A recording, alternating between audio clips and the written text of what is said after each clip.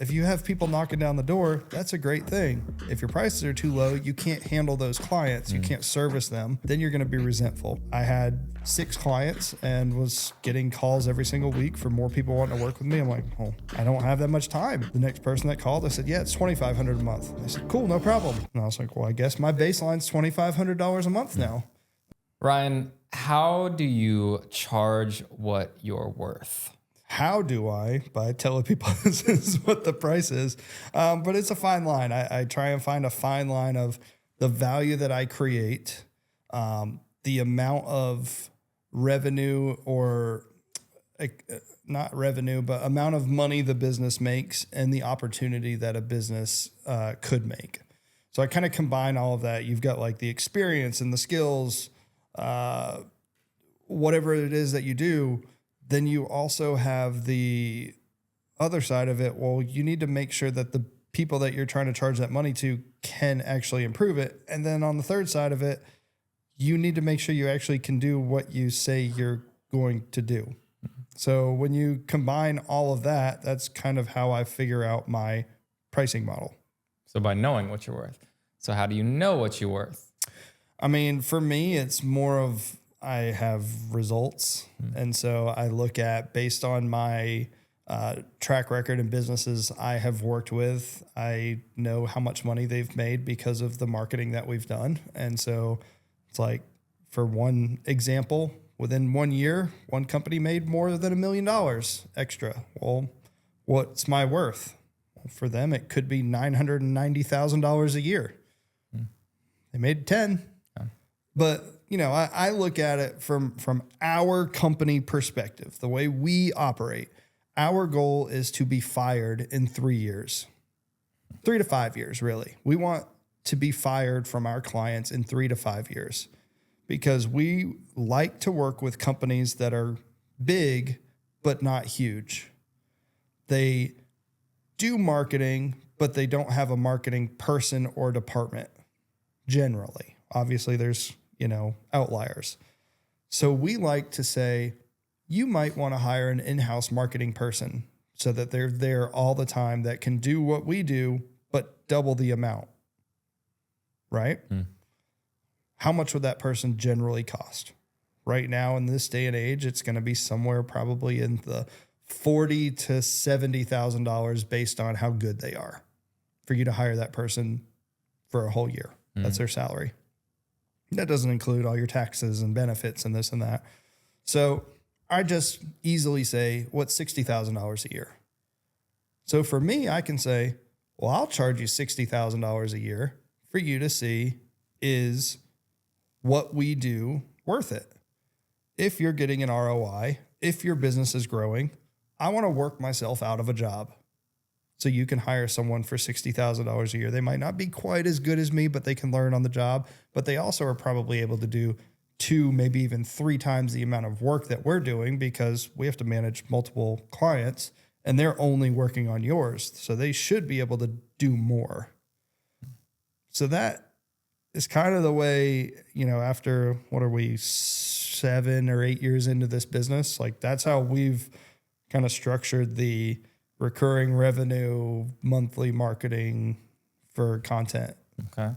And how do you increase those prices when you realize it's time to do so? If, let's say, like when I was starting out year 2, year 3, I got better. I'm like, hey, my skill has gotten significantly better. I have too many people calling me that I can work with. I have more people calling me than I can handle. Raise your prices.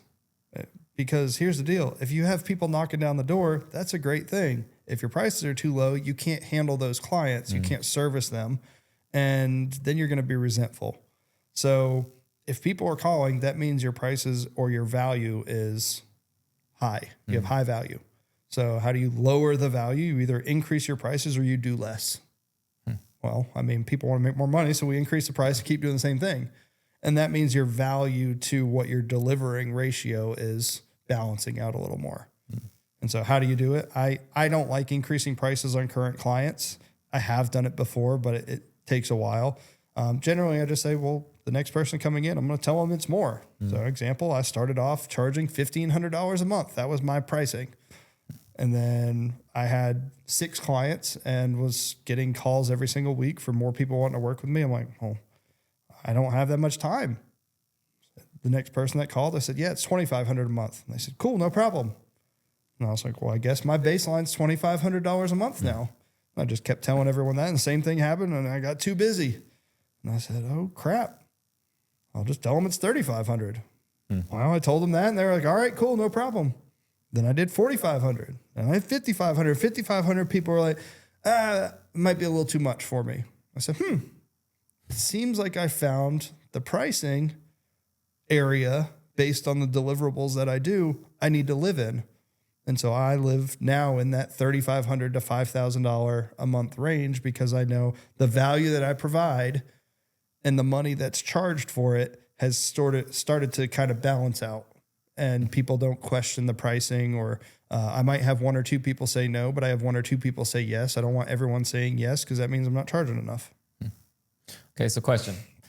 Say you've got 3-4 clients at your new price point. Say it's $3,500 or $5,000.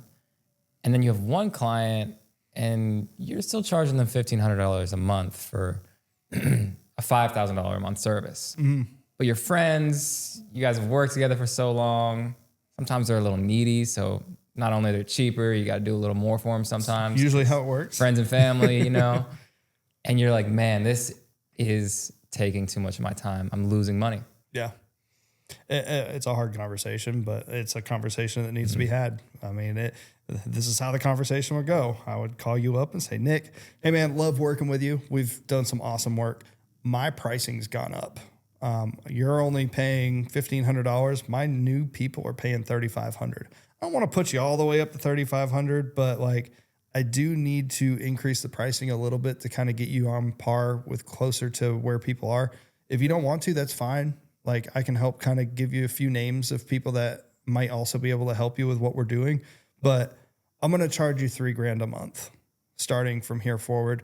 This is the stuff that we're doing. And I'm going to throw in this one little thing extra at the beginning to get you, going on the new thing. So what I've done there is if no, I've helped them out and I'm going to provide a new person that can take over what we're doing. If they're okay with it, I'm also throwing in and. I'm not saying I'm taking anything away. I'm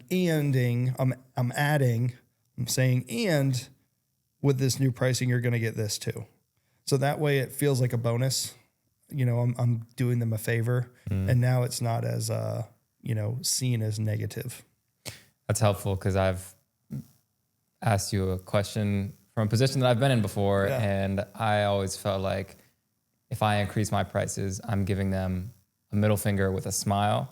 But the way you just said that, it's more like you're being honest. Yeah. You're just being honest. I mean, the thing is, you got to be honest. And here's the deal. If you're working with that client and a new opportunity comes that is $5,000 a month and they're paying $1,500 for the same amount of work, you're like, well, I can't even say yes to this $5,000. Now I'm losing a bunch of money that is an opportunity from being a great opportunity. And so trying to get people all consistent and close. I mean, the other option is like you take things away. I've done that too. Same example. If, we need to increase to 3,500 and they're paying 1,500, I can go and be like, my new pricing's $3,500 for everything that you're doing. What we can do, if you like that price point and you want to stay at 1,500, right now you're doing 8 videos a month. Well, I can do 4 for you at the 1,500. So you're getting a little better than a half. We're not cutting it in half. We're a little higher than what the pricing would be, but I'll have to take off a little bit of what we're currently doing. My skills have gotten better. We're in high demand, and we just got to increase our prices to what the current market is of what the demand is. So if you like the pricing that you're on, this is how we can do it. That is helpful. I think it is. If